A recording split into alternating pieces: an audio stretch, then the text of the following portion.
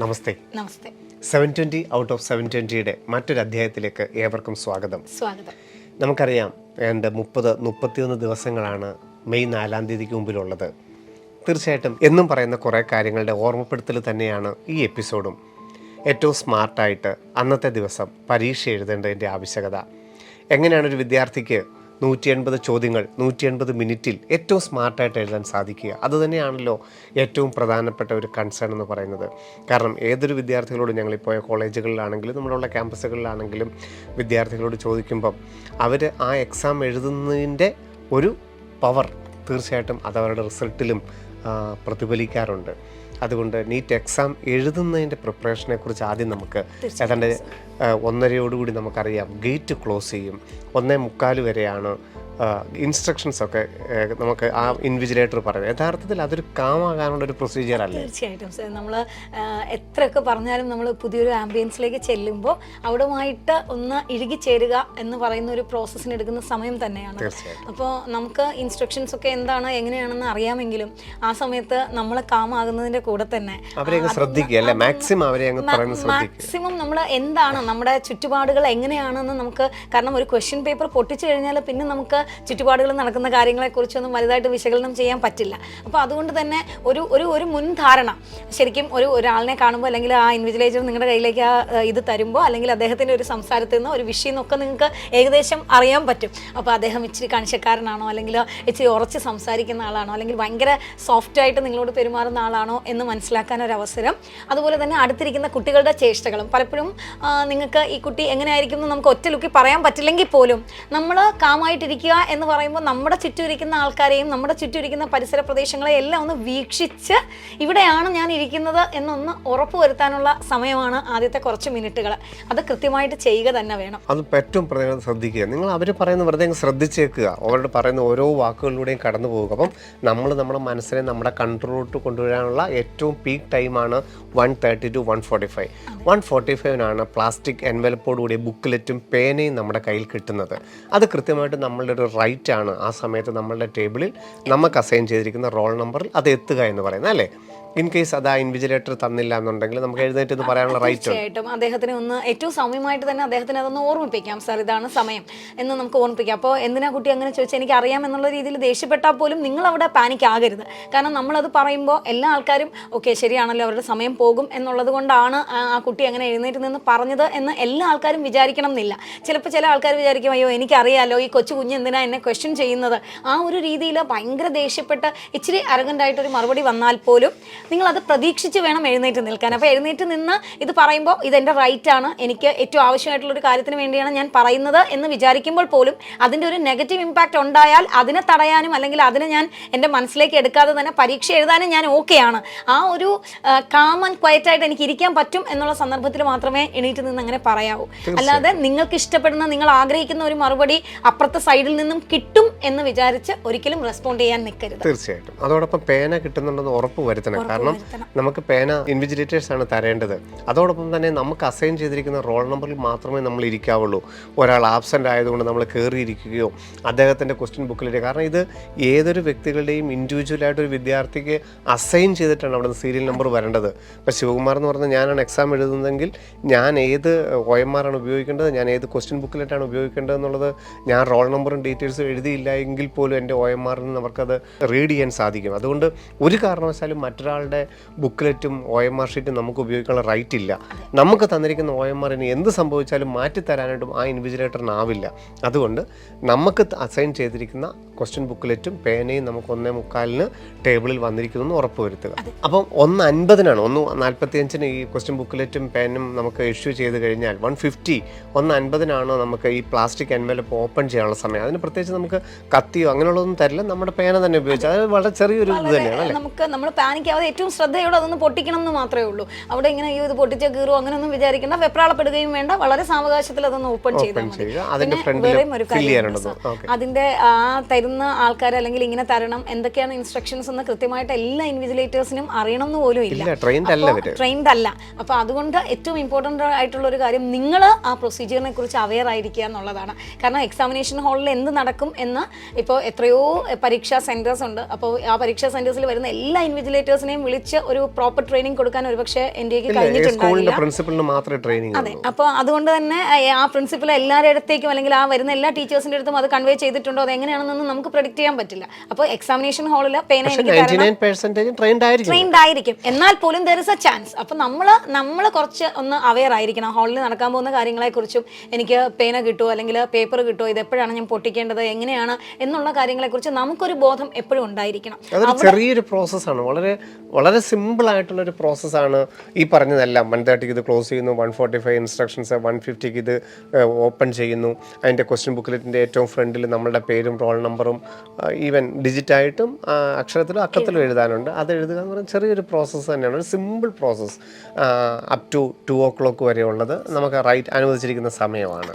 ആ സമയത്തൊക്കെ നമ്മൾ ആ ഒരു കാം ആകാനായിട്ട് ഇപ്പം റിയൽ ക്വസ്റ്റ്യൻ ബുക്ക്ലെറ്റ് നമ്മളുടെ കയ്യിൽ എത്തിയിരിക്കുന്നത് ശരിക്കും തീർച്ചയായിട്ടും നമ്മൾ എത്രയോ പ്രതീക്ഷിച്ചിരുന്ന ആഗ്രഹിച്ചിരിക്കുന്ന ആ ക്വസ്റ്റ്യൻ ബുക്ക്ലെറ്റ് നമ്മൾ എത്തിയിരിക്കും. നമ്മൾ എപ്പോഴും അത് ഓപ്പൺ ചെയ്തിട്ടില്ല. 2 o'clock കൂടി മാത്രമേ നമുക്ക് അതിൻ്റെ സീല് ബ്രേക്ക് ചെയ്യാനായിട്ടുള്ള അവസരമുള്ളൂ, അല്ലേ?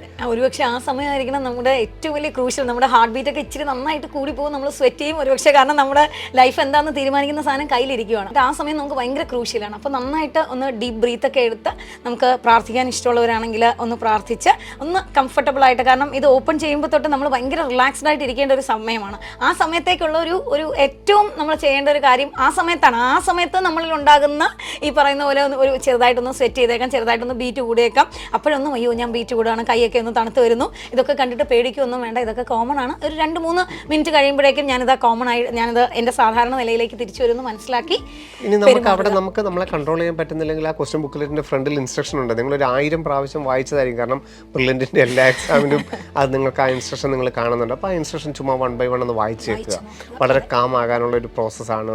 ഏതാണ്ട് 10-11 ഇൻസ്ട്രക്ഷൻസ് എന്തൊക്കെയാണ് നമ്മൾ ക്വസ്റ്റ്യൻ ബുക്ക്ലെറ്റിൽ ചെയ്യേണ്ടതെന്നുള്ളതാണ്. നിങ്ങൾക്ക് വളരെ പരിചിതമാണെങ്കിലും വേർഡ് ബൈ വേർഡ് അത് വായിച്ചിട്ട് അത് മനസ്സിലാക്കുക. എങ്ങനെയാണ് എക്സാമിന് പെർഫോം ചെയ്യേണ്ടതെന്നുള്ളത് നിങ്ങളത് വായിച്ച് നോക്കുക. അപ്പോൾ അവിടെയും നിങ്ങളൊരു കാം ആകാനുള്ളൊരു പ്രോസസ്സ് തന്നെയാണ് ചെയ്യുന്നത്.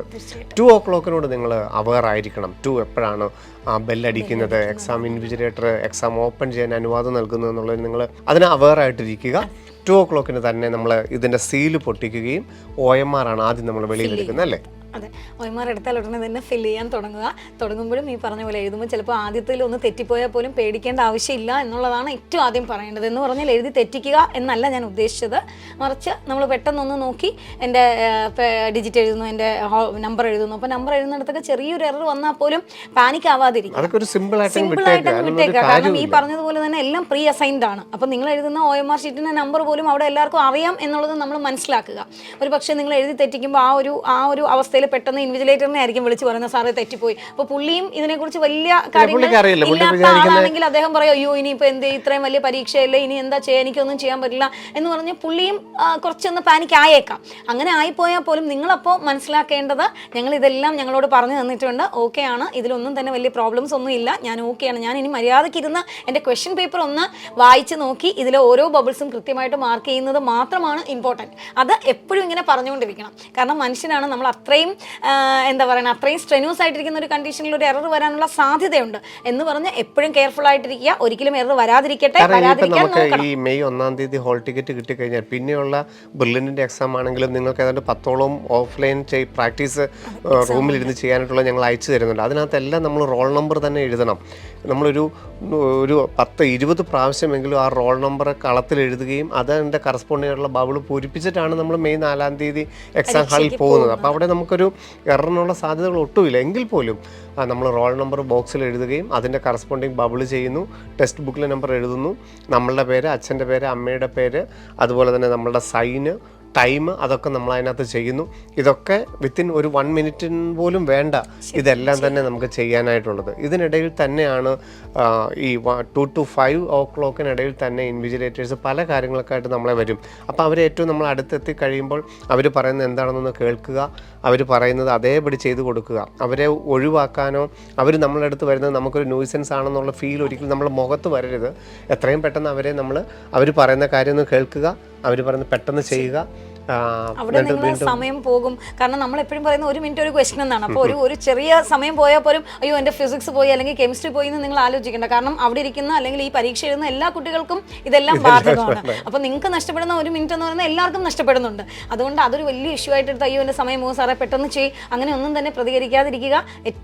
എപ്പോഴും അത് തന്നെയാണ് ഏറ്റവും കംഫർട്ടബിൾ ആയിട്ട് കാമായിട്ടിരിക്കുക എന്നുള്ളതാണ്. ആ സിറ്റുവേഷനെ ഏറ്റവും നന്നായിട്ട് ഹാൻഡിൽ ചെയ്യുക. സിറ്റുവേഷൻ എന്താണെന്ന് നമുക്ക് പറയാൻ പറ്റില്ല. But what over the situation may be നിങ്ങൾ അതിനെ ഹാൻഡിൽ ചെയ്യുന്നത് ഭയങ്കര സ്മൂത്ത് ആയിട്ട്. അതെങ്ങനെയായിരിക്കണം? അത് നമ്മൾ മെയ് 3-ാം തീയതി അല്ല പ്രാക്ടീസ് ചെയ്തത്. ഏപ്രിൽ 3-ാം തീയതി മുതൽ മെയ് 3-ാം തീയതി വരെ നമ്മളിത് പ്രാക്ടീസ് ചെയ്ത കാര്യം തന്നെയാണ് മെയ് 4-ാം തീയതി ഇംപ്ലിമെൻറ്റ് ചെയ്യാൻ പറയുന്നത്. അതുകൊണ്ടാണ് ഇതിന്ന് ഏപ്രിൽ 3-ാം തീയതി നമ്മളിത് നേരത്തെ ജൂൺ മുതൽ തന്നെ നമ്മൾ ചർച്ച ചെയ്യുന്നതാണ്. ഞാൻ പറഞ്ഞു നമ്മളെല്ലാം പറഞ്ഞ കാര്യങ്ങളുടെ ഒരു ഓർമ്മപ്പെടുത്തൽ മാത്രമാണ് എപ്പിസോഡ് ഞങ്ങൾ പറഞ്ഞു കഴിഞ്ഞു. അപ്പോൾ നമ്മൾ OMR നമ്മൾ ഫില്ല് ചെയ്ത് കഴിഞ്ഞിരിക്കുന്നു. ഇനി നമ്മൾ ക്വസ്റ്റ്യൻ ബുക്ക്ലെറ്റിലേക്ക് കിടക്കുകയാണ്. നമുക്കറിയാം 180 ചോദ്യങ്ങൾ, 4 സബ്ജക്റ്റുകൾ അല്ലെങ്കിൽ 3 സബ്ജക്റ്റുകൾ, ഫിസിക്സ്, കെമിസ്ട്രി, ബയോളജി. നമ്മൾ നേരത്തെ തന്നെ തീരുമാനിച്ചിട്ടുണ്ട് ഏത് സബ്ജക്റ്റിൽ നിന്ന് തുടങ്ങണമെന്നൊക്കെ അല്ലേ.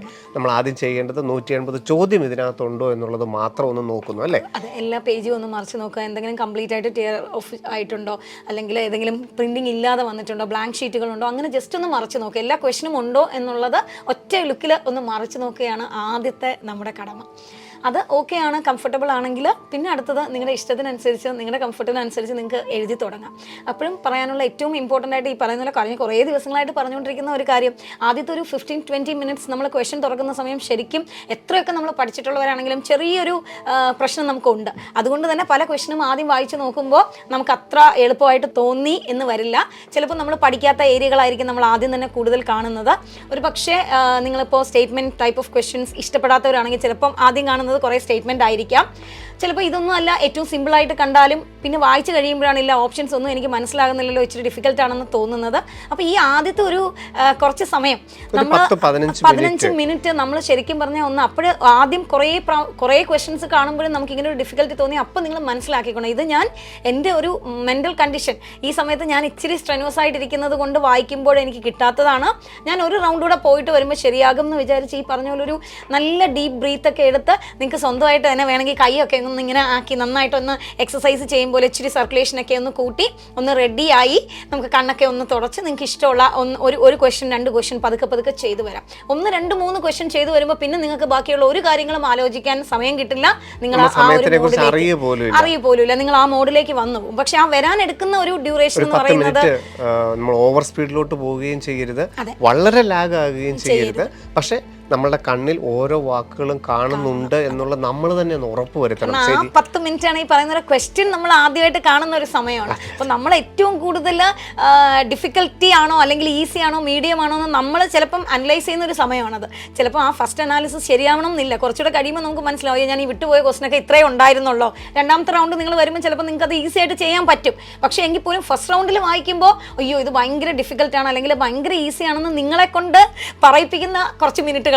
അപ്പോൾ അവിടെ ഈ പറഞ്ഞ പോലെ ഒരു നമ്മൾ കംഫർട്ടബിൾ ആയിട്ട് അത് നോക്കാനുള്ള എല്ലാ വേർഡുകളിലൂടെയും കടന്നു പോകാനുള്ള ക്വസ്റ്റ്യൻ എന്താണെന്ന് ചിന്തിക്കാനുള്ള ഒരു ആത്മസംയമനം അത് ഫസ്റ്റ് ക്വസ്റ്റ്യൻ തൊട്ടേ നിങ്ങൾ കൊടുക്കണം. ഇനി ഏറ്റവും ഈസി ആണെങ്കിൽ പോലും അയ്യോ നല്ല ഈസി ആണല്ലോ ക്വസ്റ്റ്യൻ പേപ്പർ, പെട്ടെന്ന് ചെയ്യാം, ഫിസിക്സ് ചിലപ്പോൾ പാടായിരിക്കും, അതുകൊണ്ട് ഫിസിക്സ് ഇച്ചിരി നോക്കിയപ്പോൾ വലുതാണ്, അപ്പോൾ ഇത് പെട്ടെന്ന് ചെയ്യാമെന്ന് പറഞ്ഞിട്ട് വളരെ പെട്ടെന്ന് വായിക്കാതെ ചെയ്തു പോവുകയും അരുത്. അപ്പോൾ ഒത്തിരി ഹറിബറിയും കാണിക്കാതെ കഴിഞ്ഞ ദിവസം പറഞ്ഞതുപോലെ തന്നെ ഒരു ബാലൻസ് എപ്പോഴും നമ്മൾ കീപ്പ് ചെയ്യണം. ആ ബാലൻസിങ് തുടങ്ങേണ്ടത് ആദ്യത്തെ മിനിറ്റുകൾക്കാണ്. തീർച്ചയായിട്ടും തുടങ്ങണം. അപ്പോൾ ആ സമയത്ത് തോന്നും നമുക്കൊരു 100ാമത്തെ ക്വസ്റ്റ്യൻ എടുത്തിട്ട് നോക്കാം, എങ്ങനെയുണ്ട്, എളുപ്പമാണോ പാടാണോ എന്ന് നോക്കാം, അല്ലെങ്കിൽ 150ാമത്തെ ക്വസ്റ്റ്യൻ എടുത്ത് നോക്കാം. അങ്ങനെയൊന്നും ഒരിക്കലും ചെയ്യരുത്. നമ്മൾ നിൽക്കുന്ന ക്വസ്റ്റ്യനിൽ മാത്രമേ നമ്മുടെ മനസ്സ് നിൽക്കാവുള്ളൂ. അവിടെ നമ്മൾ 1 by 1 നമ്മൾ ചെയ്തു തുടങ്ങുന്നു. ക്വസ്റ്റ്യൻ നമ്പർ എപ്പോഴും നമ്മളുടെ മനസ്സിലുണ്ടായിരിക്കണം. ഇപ്പോൾ ബയോളജിയാണ് എടുത്തില്ലെങ്കിൽ ചിലപ്പോൾ ബയോളജി 101-ലായിരിക്കും തുടങ്ങിയിരിക്കുന്നത്. അപ്പോൾ ഞാൻ 101 തൊട്ടാണ് എഴുതാൻ തുടങ്ങുന്നത്. OMRൽ 101 തൊട്ടാണ് ഞാൻ മാർക്ക് ചെയ്യേണ്ടതെന്നുള്ളത് ഉണ്ടാവണം. അപ്പോൾ ക്വസ്റ്റ്യൻ നമ്പർ എപ്പോഴും നമ്മുടെ മൈൻഡിൽ എപ്പോഴും അതൊരു ഓർമ്മയായിട്ടുണ്ടായിരിക്കണം. 101 നമ്മൾ ചെയ്തു, അപ്പോൾ അതിന് ആൻസർ നമുക്ക് കിട്ടി, 100% പെർഫെക്റ്റ്. അപ്പോൾ തന്നെ നമ്മളത് OMRൽ 101 എവിടെയാണെന്ന് നോക്കിയിട്ട് 101 നമ്മൾ ബബിൾ ചെയ്തു. അവിടെ ഒരു മാർക്കൊന്നും അല്ല നമ്മൾ ചെയ്തത്, ബബിൾ ചെയ്തു. 102-ലെത്തി, 102 അറിയാം നമ്മൾ ചെയ്തു, 103 അറിയാം ചെയ്തു. 104 വന്നപ്പോൾ നമുക്കൊരു സംശയമുണ്ട് അല്ലേ, ഒരു 75% നമുക്ക് ആൻസർ അറിയാവുള്ളൂ. ശരി, നമ്മളതവിടെ മാർക്ക് ചെയ്ത് വെക്കുന്നു, അവസാനത്തെ സ്കിപ്പിലോട്ട് എത്തുന്നു. പക്ഷേ നമ്മളവിടെ ആ ക്വസ്റ്റ്യൻ സ്കിപ്പാണ് എന്നുള്ള നമ്മുടെ മൈൻഡിൽ സെറ്റ് ചെയ്യണം. കാരണം അടുത്ത നമ്മൾ 105 എഴുതാൻ പോകുന്നത്. അപ്പോൾ അത് സാർ പറഞ്ഞെടുത്തു തന്നെ ഞാനും തുടങ്ങുന്നു. കാരണം ഇപ്പോഴും കഴിഞ്ഞ വർഷങ്ങളിലെല്ലാം നമ്മൾ ഒരുപാട് പ്രാവശ്യം പറഞ്ഞതാണെങ്കിലും ഈ മോഡൽ എക്സാം എഴുതിയിട്ട് വരുമ്പോൾ പോലും കുട്ടികൾ പറയുന്നത് മിസ്സേ ഞാൻ ഇപ്പോൾ എല്ലാം കൂടെ ഒരുമിച്ച് മാർക്ക് ചെയ്യാം, അതാണ് എനിക്ക് സമയലാഭം, ഇൻഡിവിജ്വലായിട്ട് അപ്പോഴപ്പോഴും മാർക്ക് ചെയ്ത് പോകുമ്പോൾ എനിക്ക് സമയം നഷ്ടപ്പെടുന്നു എന്ന് പറയുന്നുണ്ട്. പക്ഷേ ശരിക്കും അത് നിങ്ങളുടെ ഒരു തോന്നൽ മാത്രമാണ്. നിങ്ങൾ ഒരിക്കലും അങ്ങനെ ഒരു സമയനഷ്ടവും അതുവഴി ഉണ്ടാകാൻ പോകുന്നില്ല. അപ്പോൾ ഇനിയും നമുക്ക് 30 ദിവസം എന്ന് പറയുമ്പോൾ നിങ്ങൾ എത്രയോ പരീക്ഷകൾ ഇനിയും എഴുതും, പ്രിപ്പറേറ്ററി ആയിട്ടും അല്ലാതെയും നിങ്ങൾ എത്രയോ പരീക്ഷ എഴുതും. നിങ്ങൾ എഴുതുന്ന ഓരോ പരീക്ഷയിലും, അല്ലാതെ ഞാൻ ഇന്നലെയും കഴിഞ്ഞ ദിവസം ഒരു കുട്ടി വന്നിട്ട് പറഞ്ഞു മിസ്സേ ഞാൻ പരീക്ഷയ്ക്ക് അങ്ങനെ എഴുതിക്കോളാം, ഇപ്പം ഇങ്ങനെ എഴുതിക്കോട്ടെ. പക്ഷേ അത് ഭയങ്കര നെഗറ്റീവ് ഇമ്പാക്റ്റ് ഉണ്ടാക്കുന്ന ഒരു തോട്ടാണ്. കാരണം ആ ദിവസം നിങ്ങൾക്കൊരു ചേഞ്ച്, ഒരു സഡൻ ചേഞ്ച് ആ ദിവസം നമ്മൾ ഒന്നും ചെയ്യാൻ പാടില്ല. അപ്പോൾ ഇപ്പോഴേ നമ്മൾ പരിശീലിക്കേണ്ട അല്ലെങ്കിൽ ചെയ്തു വെക്കേണ്ട ഏറ്റവും ഇമ്പോർട്ടൻ്റ് ആയിട്ടുള്ള ഒരു കാര്യം ആൻസർ മാർക്കിംഗ് തന്നെയാണ്. നമ്മൾ ഏത് ക്വസ്റ്റൻ ആണ്, ഇപ്പോൾ നിങ്ങൾ ചെയ്യുന്നത് 110ാമത്തെ ക്വസ്റ്റൻ ആണെങ്കിൽ ആയിക്കോട്ടെ, 110ാമത്തെ ക്വസ്റ്റൻ കംപ്ലീറ്റ് ആയിട്ട് അറിയാമെങ്കിൽ അത് കംപ്ലീറ്റ് ആയിട്ട് ബബിൾ ചെയ്തതിന് ശേഷം മാത്രമേ നിങ്ങൾ അടുത്ത ക്വസ്റ്റനിലേക്ക് പോകാവൂ. അടുത്തത് 4ാമത്തെ ക്വസ്റ്റൻ ആണോ ചെയ്യുന്നത്, ആയിക്കോട്ടെ കുഴപ്പമില്ല, 4ാമത്തെ ക്വസ്റ്റൻ ചെയ്യുന്നത് കംപ്ലീറ്റ് ആയിട്ട് ബബിൾ ചെയ്തിട്ടേ ഞാൻ അടുത്ത ക്വസ്റ്റനിൽ പോകും. പിന്നെ നമുക്ക് സംശയം വരുന്ന ക്വസ്റ്റൻ മാറ്റി വെക്കുന്നു എന്ന് പറയുമ്പോൾ നിങ്ങൾ OMR-ലല്ല കുത്തിട്ട് മാറ്റി വെക്കേണ്ടത്, പകരം നിങ്ങളുടെ ക്വസ്റ്റ്യൻ പേപ്പറിലാണ് ഒരു വട്ടം ഇട്ട് മാറ്റി വെക്കേണ്ടത്. ഞാൻ പിന്നത്തേക്ക് മാറ്റി വെച്ചിരിക്കുകയാണ്, കണ്ടിന്യൂസ് ആയിട്ട് എഴുതുന്നില്ല, എനിക്ക് അവിടെ അറിഞ്ഞൂടെ, ഒരു 2ാമത്തെ പ്രാവശ്യം നോക്കണം. അപ്പോൾ അത് മാറ്റി വെക്കുമ്പോൾ നമ്മൾ ക്വസ്റ്റ്യനിലാണ് എപ്പോഴും മാർക്ക് ചെയ്യേണ്ടത്. ഒരിക്കലും നമ്മൾ OMR-ൽ ഒരു കുത്തിട്ട് പോവുകയോ അല്ലെങ്കിൽ OMR-ൽ ഹാഫ് ബബിൾ ചെയ്ത് പോവുകയോ ചെയ്യരുത്. ഞാനിത് മെയ് 4-ാം തീയതിയാണ് കറക്റ്റ് ചെയ്യുന്നതെന്ന് ഒരിക്കലും നിങ്ങൾ വിചാരിക്കാനേ പാടില്ല. കാരണം ആ ഒരു നിമിഷം കൊണ്ട് നമുക്കൊന്നും ചെയ്യാൻ പറ്റില്ല. ഇനി നിങ്ങൾ എഴുതാൻ പോകുന്ന എത്രയോ പരീക്ഷകളിൽ ഇപ്പോൾ നിങ്ങൾക്ക് തോന്നുന്നുണ്ടാവും, ചിലപ്പോൾ ഇന്നിപ്പോൾ ഇത് കേട്ട അല്ലെങ്കിൽ നാളെ പരിശീലിച്ച് തുടങ്ങുന്ന ഒരു കുട്ടിക്ക് ആദ്യത്തെ പരീക്ഷ എഴുതുമ്പോൾ ഇച്ചിരി ഒരു ടൈം ലാഗ് പോലെ തോന്നും. പക്ഷെ നിങ്ങൾ നോക്കിക്കോ, ഒരു 2-3 പരീക്ഷ നിങ്ങൾ അങ്ങനെ എഴുതി കഴിയുമ്പോൾ അടുത്തത് നിങ്ങൾ സെറ്റായി നിങ്ങളുടെ സ്പീഡ് കറക്റ്റായിട്ട് അഡ്ജസ്റ്റ് ചെയ്ത് വരും. അപ്പോൾ അതാത് ക്വസ്റ്റന് അതാത് മാർക്കിംഗ് അപ്പോഴപ്പോഴും ചെയ്ത് പോകുക എന്നുള്ളതാണ് പരീക്ഷ എഴുതി തുടങ്ങുമ്പോൾ ഏറ്റവും ആദ്യം ചെയ്യേണ്ടത്. തീർച്ചയായിട്ടും അവിടെ 2 സാധ്യതകൾ നമുക്ക് അല്ലെങ്കിൽ 2 നെഗറ്റീവ് എന്ന് വേണമെങ്കിൽ പറയാൻ പറ്റുന്ന ഒന്ന്, നമ്മളിത് ആൻസർ മാർക്ക് ചെയ്ത് കഴിഞ്ഞാൽ പിന്നെ ഒരു കാരണവശാലും ആ ക്വസ്റ്റിനെ കുറിച്ച് നമ്മൾ ചിന്തിക്കരുത്. ഒരു പക്ഷേ നമുക്ക് കുറേ എണ്ണം ഒരു 4-5 എണ്ണം ചെയ്ത് കഴിയുമ്പോഴായിരിക്കും വേറൊരു ക്വസ്റ്റ്യൻ കാണുമ്പോഴാകാം ഇതിൻ്റെ ആൻസർ വേറെ ആകാമല്ലോ എന്ന് തോന്നുന്നു. ഉടനെ നമ്മൾ അത് പോയി ചുരണ്ടുവോ അത് പോയിട്ട് മാർക്ക് ചെയ്തിട്ട് ക്രോസ് മാർക്ക് ചെയ്തിട്ട് നമ്മൾ വേറൊരെണ്ണം ബബിൾ ചെയ്യാൻ ഒന്നും ചെയ്യരുത്. നമ്മൾ ഒരെണ്ണം ബബിൾ ചെയ്ത് കഴിഞ്ഞാൽ അത് തീർന്നു. പിന്നെ ഒരു കാരണവശാലും അതിനെക്കുറിച്ച് നമ്മൾ നോക്കരുത്. കാരണം ബാക്കിയുള്ളതുണ്ട് നമുക്ക് സ്കോർ ചെയ്യാൻ. ഇപ്പോൾ ഒരെണ്ണം തെറ്റിപ്പോയെന്ന് വിചാരിച്ചോ ഒന്നും നമ്മുടെ ഒരു സാധ്യതകളും ഇല്ലാതെ പോകുന്നില്ല. പക്ഷേ ബാക്കിയുള്ള 179 നമുക്ക് കംഫർട്ടായിട്ടുണ്ട്. അപ്പം അതിനെക്കുറിച്ചായിരിക്കണം നമ്മൾ ഇതായിട്ട് ചെയ്യേണ്ടത്. ഒരു കാരണവശാലും ബബിൾ ചെയ്ത് കഴിഞ്ഞിട്ട് പിന്നെ അത് മായ്ക്കാനോ ക്രോസ് ചെയ്തിട്ട് വേറൊരെണ്ണം ബബിൾ ചെയ്യാനോ ഒന്നും നിങ്ങൾ ശ്രമിക്കരുത്. കാരണം ഒരു ടിയറും വേറൊരു മാർക്കും OMR-ൽ ഉണ്ടാകാൻ പാടില്ല. അങ്ങനെ ഉണ്ടായാൽ അത് നെഗറ്റീവ് മാർക്കിങ്ങിലോട്ടേ പോവുകയുള്ളൂ. അപ്പോൾ അതിനെക്കുറിച്ചൊക്കെ നമ്മളൊന്ന് ബോധർ ചെയ്തിരിക്കണം.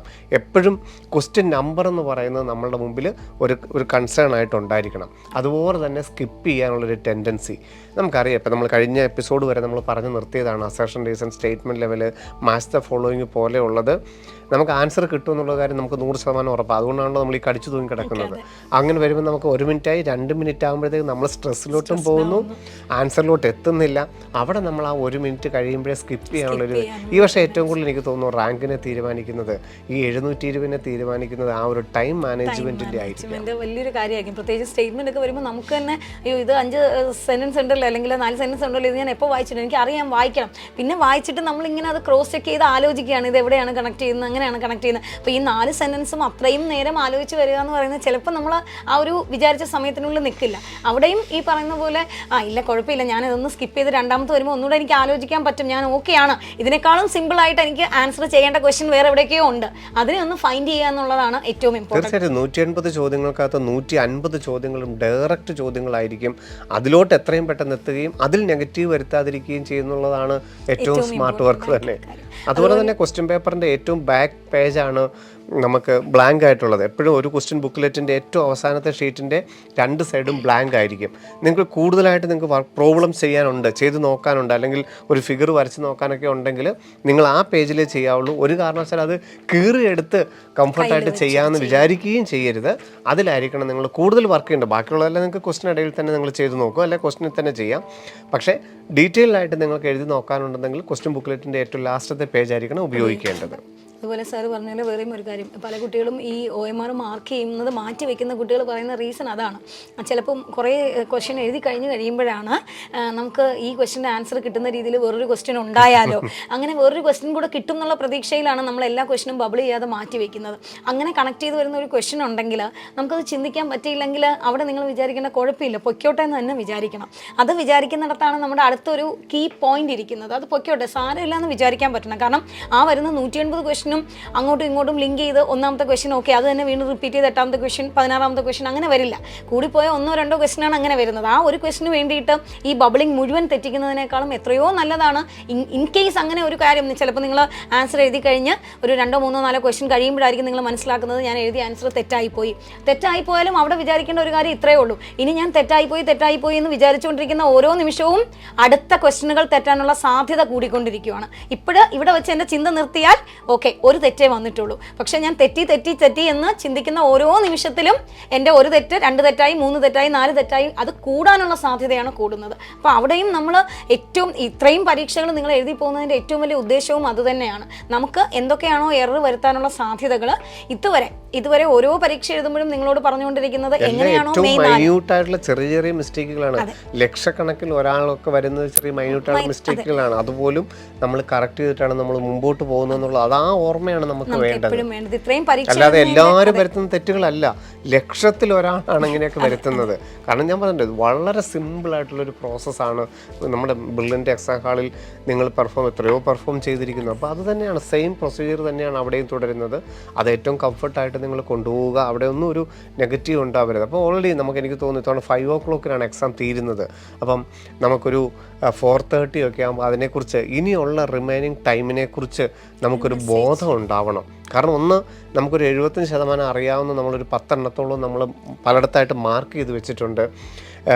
ഇനി നമുക്ക് നമ്മുടെ ഏറ്റവും ഈ 720 എത്താനായിട്ടുള്ള ഒരു ചെയ്യാനുണ്ട്. അവിടെ നമുക്ക് സ്പീഡിനെ കുറിച്ച് നമുക്ക് വേണമെങ്കിൽ ഒന്ന് ആലോചിക്കാം.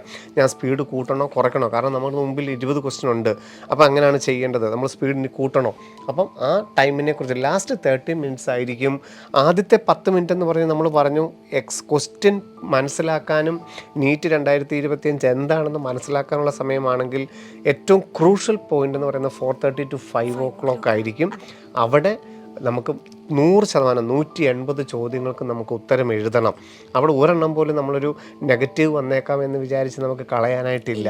അപ്പം അവിടെ നമ്മൾ ഏറ്റവും സ്മാർട്ടായിട്ട് സ്പീഡിനെ ലിമിറ്റ് ചെയ്തുകൊണ്ട് എല്ലാ ചോദ്യങ്ങൾക്കും ഉത്തരം കണ്ടെത്തുക എന്നുള്ളതാണ്. ഈവൻ നമുക്ക് 179 ഒരെണ്ണം അറിയാൻ മേലെങ്കിൽ പോലും അവിടെ നമ്മളൊരു പ്രോബിലിറ്റി ഒരു ചാൻസ് എടുക്കണം. അവിടെ നിങ്ങൾക്ക് എലിമിനേഷൻ ഓപ്ഷൻസ് എലിമിനേറ്റ് ചെയ്ത് നോക്കാം, കണക്ട് ചെയ്ത് നോക്കാം, എന്തൊക്കെ പ്രോബബിലിറ്റി ആണെന്ന് നോക്കാം. അപ്പോൾ അവിടെയാണ് ശരിക്കും നമ്മൾ അസ്യൂം ചെയ്യുന്നത്.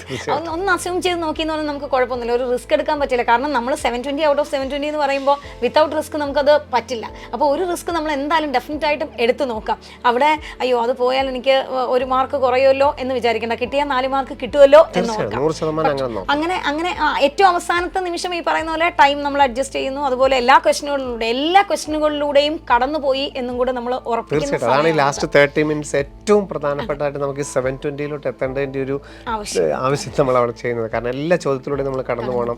എല്ലാത്തിൻ്റെയും ആൻസറുകൾ നമ്മൾ ഏറ്റവും ആപ്റ്റായിട്ട് തന്നെ നമ്മൾ മാർക്ക് ചെയ്യണം. 5 o'clock കൂടി കഴിഞ്ഞാൽ പിന്നെ 1 മിനിറ്റ് പോലും ഇൻവിജിലേറ്റർ നമുക്ക് അനുവദിക്കില്ല എന്നുള്ളൊരു ബോധം നമുക്ക് ഉണ്ടാവണം. കാരണം ഒരുപക്ഷെ ഇതൊക്കെ പറഞ്ഞു കഴിഞ്ഞാലും എക്സ്ട്രാ ഓർഡിനറി ആയിട്ടുള്ള കുട്ടികൾ ക്വസ്റ്റ്യൻ പേപ്പറിൽ തന്നെയാണ് ആൻസർ മാർക്ക് ചെയ്ത് വെക്കുന്നത്. എന്നിട്ട് അവസാനത്തെ നിമിഷം ഇതിനകത്തോട്ട് എഴുതാമെന്നൊക്കെ വിചാരിക്കും. പിന്നെ ആരെങ്കിലും അങ്ങനെ ചെയ്യുന്നുണ്ടെങ്കിലൊക്കെ 5 o'clock കഴിഞ്ഞിട്ട് 1 നിമിഷം പോലും നമുക്ക് OMR കൈവെക്കാൻ അധികാരമില്ല. 5 o'clock നമ്മൾ എഴുന്നേറ്റ് നിൽക്കുകയും OMR നമ്മൾ കൊടുക്കുന്നു. അഡ്മിറ്റ് കാർഡ് നമ്മൾ അതിൻ്റെ പ്രത്യേക ബോക്സിലിടുന്നു. അഡ്മിറ്റ് കാർഡ് നമ്മൾ തിരികെ കൊടുത്തിട്ടാണ് പോരുന്നത്. നമുക്കൊന്നും തിരിച്ച് ക്വസ്റ്റ്യൻ ബുക്ക്ലെറ്റ് മാത്രമേ നമ്മൾ വെളിയിലോട്ട് കൊണ്ടുവരുന്നുള്ളൂ. അതുപോലെ തന്നെ നമ്മുടെ ബാക്കി ഡ്രസ് കോഡ്, അഡ്മിറ്റ് കാർഡിൻ്റെ ഡീറ്റെയിൽസ് ഒക്കെ നമുക്ക് ഇതുവരെ ഓൾറെഡി നമ്മൾ പല ആവർത്തി ഡിസ്കസ് ചെയ്തതാണ്. ഇനി അടുത്തൊരു മെയിൻ കാര്യം എന്ന് പറഞ്ഞാൽ ഓൾ മോഡലുകൾ നമ്മുടെ ക്യാമ്പസുകളിൽ തുടങ്ങിയിരിക്കുകയാണ്. ബ്രില്യൻറ്റിലുള്ള നീറ്റ് 2025 മുഴുവൻ കുട്ടികളും ഒരുമിച്ച് പരീക്ഷ എഴുതുന്ന മലയാളികളിൽ നമുക്കറിയാം. ഏതൊരു പ്രൊഫഷണൽ കോളേജിലും അഡ്മിഷൻ എടുക്കുന്ന എയിംസ് ആണെങ്കിലും ജിപ്മർ ആണെങ്കിലും കേരളത്തിലെ ഗവൺമെൻറ് മെഡിക്കൽ കോളേജ് ആണെങ്കിലും ഓൾമോസ്റ്റ് എല്ലാ സീറ്റുകളിലും മലയാളികൾ അഡ്മിഷൻ നേടുന്നതിൽ 90% അഡ്മിഷൻ നേടുന്ന മലയാളി വിദ്യാർത്ഥികൾ ഒരുമിച്ച് പരീക്ഷ എഴുതുന്ന ഘട്ടത്തിലോട്ട് നമ്മൾ എത്തിയിരിക്കുകയാണ്. അപ്പം കോമ്പറ്റീഷൻ അതിൻ്റെ ഏറ്റവും നല്ല ലെവലിൽ എത്തി നിൽക്കുകയാണ് അല്ലേ? തീർച്ചയായിട്ടും ഓൾ മോഡൽ ഇവിടെയാണ് എനിക്ക് തോന്നുന്നത് ഒരുപക്ഷെ നമ്മുടെ പേടി എറൈസ് ചെയ്യാനുള്ള സമയമാണ്. ഒരു മോഡൽ ഞാൻ മിസ് ചെയ്താൽ എന്ത് എന്ന് തീരുമാനിക്കുന്ന സമയമാണ്. അല്ലെങ്കിൽ ഞാൻ താന്നു പോകുന്നു പേടിച്ച്, കാരണം നമ്മൾ അങ്ങനെ താന്നു പോകുന്നു പേടിച്ച് മാറി നിൽക്കുകയല്ല വേണ്ടത്. ഈ സമയത്ത് നമുക്ക് ടെൻഷൻ കൂടുമ്പോൾ ഒരു പരീക്ഷ മിസ്സാക്കാം, വീട്ടിൽ പോയിരിക്കാം, അല്ലെങ്കിൽ ആ ദിവസം കൂടെ പഠിക്കാം, ഇന്ന ചാപ്റ്ററിൽ കൺഫ്യൂഷൻ ഉണ്ട് അത് തീർക്കാം. ഇതൊന്നും അല്ല നമ്മൾ ചെയ്യേണ്ടത്. ഒരു പരീക്ഷ പോലും മിസ് ചെയ്യാതെ എഴുതുക എന്നുള്ളത് തന്നെയാണ് ഏറ്റവും ഇമ്പോർട്ടൻ്റ് ആയിട്ടുള്ള കാര്യം. ഒരു പക്ഷേ നിങ്ങൾ എവിടെയാണെന്ന് ഈ മാർക്കുകളൊന്നും അല്ല ഡിഫൈൻ ചെയ്യുന്നതെങ്കിൽ പോലും നിങ്ങൾക്ക് സ്വന്തമായിട്ട് എൻ്റെ പൊസിഷൻ എവിടെ, 5000 പേരിൽ ഞാൻ എവിടെയാണ്, അങ്ങനെയാണെങ്കിൽ 10,000 ഞാൻ എവിടെയാണ്, 20,000 ഞാൻ എവിടെയാണ്, 1,00,000 ഞാൻ എവിടെയാണെന്ന് നിങ്ങൾക്ക് തന്നെ ഒരു കോൺഫിഡൻസ് കൂട്ടാനും അതുപോലെ തന്നെ നിങ്ങൾ എവിടെയാണ് നിൽക്കുന്നതെന്ന് അറിഞ്ഞാൽ അതിനനുസരിച്ച് നിങ്ങൾക്ക് മുന്നോട്ട് വരാനുള്ളൊരു സമയമാണിത്. അപ്പോൾ ഒരു പരീക്ഷ പോലും മിസ് ചെയ്യാതെ പരീക്ഷ എഴുതുക.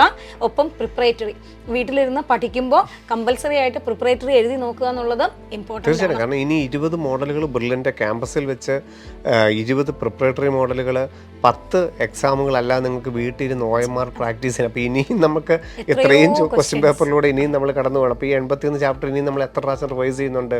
അപ്പം 6 റിവിഷൻ തന്നെയല്ലേ ഏറ്റവും എഫക്റ്റീവ് ആയിട്ടുള്ളത്. എല്ലാ മോഡലുകളും എഴുതിയാൽ തന്നെ നമ്മൾ 81 ചാപ്റ്റർ 40 പ്രാവശ്യത്തോളം നമ്മൾ ഇനിയും റിവൈസ് ചെയ്യാനായിട്ട് പോവുകയാണ്. അപ്പം അത് തന്നെയാണ് ഏറ്റവും നല്ല മെത്തേഡ്. മാക്സിമം മോഡൽ എക്സാമുകളിലൂടെ ഏറ്റവും നല്ല കോൺഫിഡൻ്റ് ആയിട്ട് അറ്റാക്കിംഗ് മൈൻഡോടുകൂടി തന്നെ തീർച്ചയായിട്ടും. കാരണം ഇത് നമ്മളെ ലക്ഷ്യമായിരുന്നു. ഒന്നും നമുക്ക് ഇനി ചെയ്യാനില്ല. നമ്മൾ ഇത്രയും നാൾ കഷ്ടപ്പെട്ടതാണ്. ആ കഷ്ടപ്പെട്ടത് അതിന് ഫലം കിട്ടണമെങ്കിൽ നമ്മൾ എത്ര കഷ്ടപ്പെട്ടിട്ടുണ്ടെന്ന് നമ്മുടെ OMR ഷീറ്റിനെ പറയാൻ പറ്റൂ. അതിനെ കൊണ്ട് പറയിപ്പിക്കുക എന്ന് പറയുന്നത് അത് പറയേണ്ടത് ബബിളുകളാണ്. നിങ്ങൾ ചെയ്യുന്ന ഓരോ ബബിളാണ് ഓക്കെ ഇവൾ ഇത്രയും കഷ്ടപ്പെട്ടിട്ടുണ്ട് അല്ലെങ്കിൽ ഇവൻ ഇത് ഇത്രയും പഠിച്ചിട്ടുണ്ടെന്ന് മറ്റൊരാളിനോട് പറയുന്നത്. അവിടെ ആ ബബിളുകളെ കൊണ്ട് അത് പറയിപ്പിക്കുക എന്നുള്ളത് മാത്രമാണ് അടുത്ത ഒരു മാസത്തെ തീവ്ര യജ്ഞത്തിലൂടെ നമ്മൾ ചെയ്യേണ്ടത്. ഇവിടെ നമുക്കിനി മറ്റൊരാളുടെ മാർക്കോ മറ്റൊരാളുടെ കമ്പാരിസനെ കുറിച്ചോ ടെൻഷനെ കുറിച്ചോ നമ്മളുടേതായിട്ടുള്ള നെഗറ്റീവിനെ കുറിച്ചോ ഒന്നും നമുക്കിനി ഡിസ്കസ് ചെയ്യാൻ ഇപ്പം നമ്മളൊന്നും ഞങ്ങൾ ചർച്ച ചെയ്തിട്ടില്ല. മറ്റൊന്നിനെ കുറിച്ച് ഞങ്ങൾ പറഞ്ഞിട്ടുമില്ല. എക്സാക്ട്ലി അത് തന്നെയാണ്. ഇനി ഞങ്ങൾ നേരത്തെ തന്നെ പറയുന്നു, ഏപ്രിൽ നമുക്കിതൊന്നും ചിന്തിക്കാൻ സമയമില്ല. ഫുൾ മോഡലുകൾ മലയാളികൾ മുഴുവൻ ഒരുമിച്ച് ഒരേപോലെ ബ്രില്യൻ്റ് ക്യാമ്പസുകളിലിരുന്ന് പരീക്ഷ എഴുതുകയാണ്. അപ്പം നിങ്ങൾ ഓർക്കുക, എൻ്റയർ ടീം ഇപ്പോൾ ഒരുമിച്ച് നമ്മൾ എക്സാക്ട്ലി ഫാക്കൽറ്റി അല്ലാത്ത നോൺ ടീച്ചിങ് സ്റ്റാഫുകൾ ബ്രില്യൻ്റ് കുട്ടികൾ നമ്മുടെ രക്ഷകർത്താക്കളെല്ലാം ഒരേ മനസ്സോടുകൂടി നമ്മൾ മെയിൻ 4 എത്തുകയാണ്. അപ്പോൾ ഇതിലും നിങ്ങളുടേതായിട്ടുള്ള റോൾ ഏറ്റവും നല്ലതായിട്ട് ഞങ്ങളുടേതായിട്ടുള്ള ഓരോ റോളുകൾ ചെയ്യുന്നു. ഫാക്കൽറ്റി അവർ ചെയ്യുന്നു, രക്ഷകർത്താക്കൾ അത് ചെയ്യുന്നു. അപ്പോൾ കുട്ടികൾ ഏറ്റവും നന്നായിട്ട് ആ റോൾ നിങ്ങൾ നന്നായിട്ട് ചെയ്യുക. മാർക്കിനെ കുറിച്ചൊക്കെയുള്ള കൺസേൺസ് തീർച്ചയായിട്ടും നിങ്ങൾക്ക് ഫുൾ മോഡലുകളാണ്. അപ്പം വേണമെങ്കിൽ മാർക്കൊക്കെ ഒരു ടാർഗറ്റ് ഒക്കെ എടുക്കാം. ഒരു 3 മോഡലുകളിൽ ഞാൻ എന്തൊക്കെ മാർക്കിനെ കുറിച്ച് അസൈൻ ചെയ്യണം എന്നൊക്കെ ഉള്ളതാണ് നിങ്ങൾക്ക് വേണം തീരുമാനിക്കാം. ആദ്യത്തെ 2-3 മോഡൽ എഴുതി കഴിയുമ്പോൾ തന്നെ ഓക്കെ ഇത്ര മാർക്കാണ്. അപ്പോൾ ഞാൻ നേരത്തെ പറഞ്ഞത് നിങ്ങൾക്ക് തന്നെ ഒന്ന് അസ്യൂം ചെയ്യാൻ പറ്റും എൻ്റെ ലെവൽ എവിടെ. അങ്ങനെയാണെങ്കിൽ ഞാൻ എത്രത്തോളം ഇനി ഇമ്പ്രൂവ് ചെയ്യണം. ചിലപ്പോൾ നിങ്ങൾ കുറച്ചുകൂടെ ഒരു എഫേർട്ട് ഇടേണ്ടി വരും, ചിലപ്പോൾ നിങ്ങൾ ഓക്കെ ആയിരിക്കും. പിന്നെ എല്ലായിടത്തുകൂടെയും എപ്പോഴും പറയുന്ന പോലെ ഈ ക്വസ്റ്റ്യൻ ചെയ്യാൻ പറയുമ്പോൾ ഏറ്റവും വലിയൊരു പ്രോബ്ലം പിന്നെ ആ ക്വസ്റ്റ്യൻ തെറ്റുന്നത് മാത്രമേ നമ്മൾ ചെയ്യുന്നുള്ളൂ. അറിയാന്നുള്ളത് പിന്നെ മറിച്ച് നോക്കാനുള്ള ഒരു ടെൻഡൻസിയെ കാണിക്കുന്നില്ല. അതല്ല ചെയ്ത് നോക്കണം. 180 ക്വസ്റ്റ്യൻ ചെയ്യണം എന്ന് തന്നെ പറയുന്നത് അതുകൊണ്ടാണ്. തെറ്റിപ്പോയി പൊക്കോട്ടെ, പക്ഷെ നമ്മളത് പഠിക്കുകയാണ്. അപ്പോൾ നിങ്ങൾ ആ ഈ പറയുന്ന പോലെ മറിച്ച് നോക്കുക എന്നുള്ളൊരു പ്രോസസ്സും എപ്പോഴും കണ്ടിന്യൂ ചെയ്യുക. ക്വസ്റ്റ്യൻ ചെയ്യുന്നതോടൊപ്പം മറിച്ച് നോക്കുക. അത് ഫിസിക്സ് ആയാലും കെമിസ്ട്രി ആയാലും ബയോളജി ആയാലും മറിച്ച് നോക്കുക. മറിച്ച് നോക്കുക ഇൻ ഡെപ്തിൽ പോയിട്ട് ഓരോ സെൻറ്റൻസും വായിക്കാൻ എന്തായാലും നമുക്കിനി സമയം കിട്ടില്ല. പക്ഷെ മറിച്ച് നോക്കണം. എല്ലാ ദിവസവും നമ്മൾ ഈ എല്ലാ സബ്ജക്റ്റിൻ്റെ എല്ലാ ടോപ്പിക്കിലൂടെ ഒന്ന് കണ്ണോടിക്കുക എന്നുള്ളത് നമ്മുടെ എല്ലാം ഒരു കീ ഫാക്ടറായിട്ട് വയ്ക്കുക. അപ്പോൾ എല്ലാവർക്കും all the best. Brilliant Study Center, India's #1 coaching center for NEET and JEE.